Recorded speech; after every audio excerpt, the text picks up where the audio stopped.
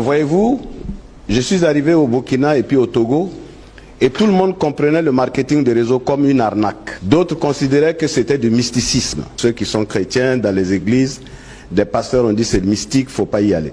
Moi-même qui vous parle, ça fait 23 ans que je consomme des produits, on va en parler tout à l'heure, et j'ai entendu des gens dire que c'était mystique à l'époque. Alors je ne sais pas d'où ils tirent leur information. Nous sommes en Afrique où les sachants sont tellement nombreux que ceux qui savent sont vraiment infimes. Tout le monde sait, tout le monde invente.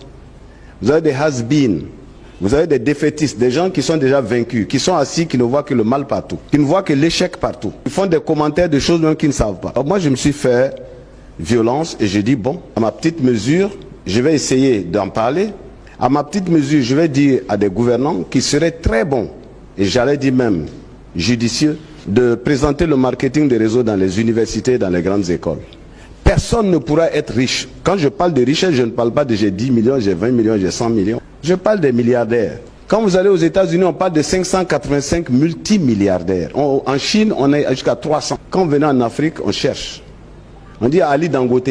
Et puis, on ne sait plus. Et c'est ça l'Afrique. Alors l'Afrique est engluée dans des problèmes politiques. Alors là, on est champion. 164 partis, 160 partis dans des pays. La plus grande puissance mondiale n'a que 2 partis. Et donc nous, on est là dans ça. Alors quand on parle des choses économiques, tout ce qu'on trouve à dire, non, c'est de l'arnaque. Vous allez vers des politiciens, des hommes qui devraient prendre ça pour aider la jeunesse. On ne veut même pas écouter. Alors, si quelqu'un ne veut pas écouter, il ne peut pas connaître. J'ai dit, selon moi, le marketing des réseaux est une science divine. Elle vient de Dieu. Pourquoi? Parce que Dieu, que ce soit le Coran, que ce soit la Bible, on dit omnipotent, il peut tout. Donc Dieu aurait pu créer 1 milliard, 2 milliards, 10 milliards d'hommes le même jour.